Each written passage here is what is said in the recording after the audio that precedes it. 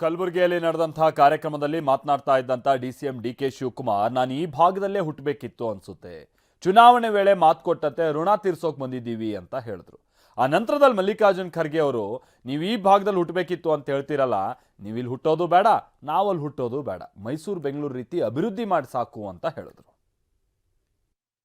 ಚುನಾವಣಾ ಸಂದರ್ಭದಲ್ಲಿ ನಿಮ್ಮೆಲ್ಲರೂ ಕೂಡ ಬಂದು ಮನವಿಯನ್ನ ಮಾಡಿದ್ದು, ಇಡೀ ನಮ್ಮ ಕಲ್ಯಾಣ ಕರ್ನಾಟಕಕ್ಕೆ ಅತಿ ಹೆಚ್ಚು ವಿಧಾನಸಭಾ ಸದಸ್ಯರು ಮತ್ತು ಲೋಕಸಭಾ ಸದಸ್ಯರನ್ನ ತಾವು ಕೊಟ್ಟು ಇಡೀ ಕಾಂಗ್ರೆಸ್ ಪಕ್ಷಕ್ಕೆ, ಕಾಂಗ್ರೆಸ್ ಸರ್ಕಾರಕ್ಕೆ ಒಂದು ದೊಡ್ಡ ಶಕ್ತಿಯನ್ನು ಕೊಟ್ಟಿದ್ದೀರಿ.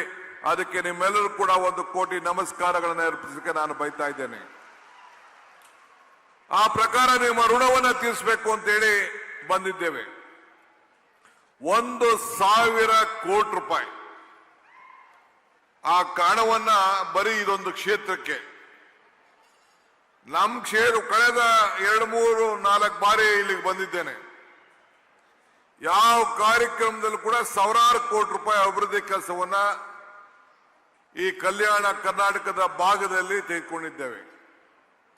ಬೀದರ್ ಹೋದಾಗ 2,000 ಕೋಟಿ ರೂಪಾಯಿ, ಹಿಂದೆ ಅನೇಕ ಕ್ಷೇತ್ರಗಳಲ್ಲಿ ರಸ್ತೆ, ಅನೇಕ ಪಥ, ಗ್ರಾಮೀಣ ಅಭಿವೃದ್ಧಿ ಇಲಾಖೆ, ಇವೆಲ್ಲ ಕೂಡ ಸುಮಾರು ವರ್ಷಕ್ಕೆ 5,000 ಕೋಟಿ ರೂಪಾಯಿ ಈ ಭಾಗದಲ್ಲಿ ಕಾರ್ಯಕ್ರಮ ತೆಗೆದುಕೊಂಡಾಗ ನನಗೆ ಒಂದ್ ಕಡೆ ಅನಿಸ್ತದೆ, ನಾನು ಕೂಡ ಈ ಭಾಗದಲ್ಲೇ ಹುಟ್ಟಿದ್ರೆ ನಮ್ಮ ಕ್ಷೇತ್ರ ಕೂಡ ಇಷ್ಟು ದೊಡ್ಡ ಮೊತ್ತ ಸಿಕ್ತಿತ್ತು ಅನ್ನೋದು ನನಗೆ ಭಾವನೆ.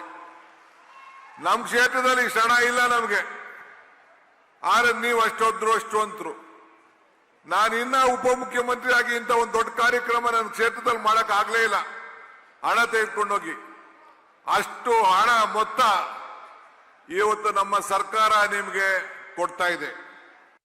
ಈಗ ಒಂದು ಮಾತು ಹೇಳಿದ್ರು ನಮ್ಮ ಡೆಪ್ಟಿ ಚೀಫ್ ಮಿನಿಸ್ಟರ್, ಏನಂತ, ಈ ಆರ್ಟಿಕಲ್ 371J ಬಂದ ಮೇಲೆ ಇಲ್ಲೆಲ್ಲ ಹಣ ಬಹಳ ಬರ್ತಾ ಇದೆ, ಅದಕ್ಕಾಗಿ ನನಗನ್ನಿಸ್ತಾ ಇದೆ ನಾನು ಈ ಭಾಗದಾಗ ಹುಟ್ಟಬೇಕಾಗಿತ್ತು, ನನಗೂ ಅಭಿವೃದ್ಧಿ ಸಿಗ್ತಿತ್ತು. ನಮಗೆ ನೀವು ಇಲ್ಲಿ ಹುಟ್ಟೋದು ಬೇಡ, ನಾವು ಅಲ್ಲಿ ಹುಟ್ಟೋದು ಬೇಡ. ನಮಗೆ ಬೇಕಾಗಿದ್ದೇನೆಂದ್ರೆ ಮೈಸೂರು ಮತ್ತು ನಿಮ್ಮ ಕಾನ್ಸ್ಟಿಟ್ಯೂನ್ಸಿ ಹಂಗಿದೆ ಅದೇ ಮಾಡಿ, ನಮಗೆ ಬೇರೆ ಬೇಡ. ನಮಗೆ ಸಿಂಗಾಪುರ್ ಬೇಡ, ಲಂಡನ್ ಬೇಡ, ಅಮೆರಿಕ ಬೇಡ. ನಿಮ್ಮ ಮೈಸೂರು ಹೆಂಗಿದೆ, ನಿಮ್ಮ ಕ್ಷೇತ್ರ ಹೆಂಗಿದೆ, ಅಷ್ಟು ಮಾಡಿಕೊಡ್ರಪ್ಪ ಸಾಕು. ಬಳಿಕ ಮಾತು ಮುಂದುವರಿಸಿದಂತ ಮಲ್ಲಿಕಾರ್ಜುನ್ ಖರ್ಗೆ, ಸರ್ಕಾರಿ ಶಾಲೆಯಲ್ಲೇ ಓದಿ ಸಿದ್ದರಾಮಯ್ಯನವರು 2 ಸಲ ಸಿಎಂ ಆದ್ರು, ಡಿಕೆ ಶಿವಕುಮಾರ್ಗೆ ಸ್ವಲ್ಪ ಕಾನ್ವೆಂಟ್ ಲಿಂಕ್ ಇದೆ ಅಂತ ಕಾಲೆಳೆದ್ರು. ಸಿದ್ದರಾಮಯ್ಯ ಏನು ಕಾನ್ವೆಂಟ್ ಸ್ಕೂಲ್ಗೆ ಹೋಗಿಲ್ಲ, ಕನ್ನಡ ಸ್ಕೂಲ್ದಲ್ಲೇ ಕಲಿತು ಇವತ್ತು ನಮ್ಮ ಕರ್ನಾಟಕ ರಾಜ್ಯದ ಮುಖ್ಯಮಂತ್ರಿಗಳು 2 ಸಲ ಆದರು.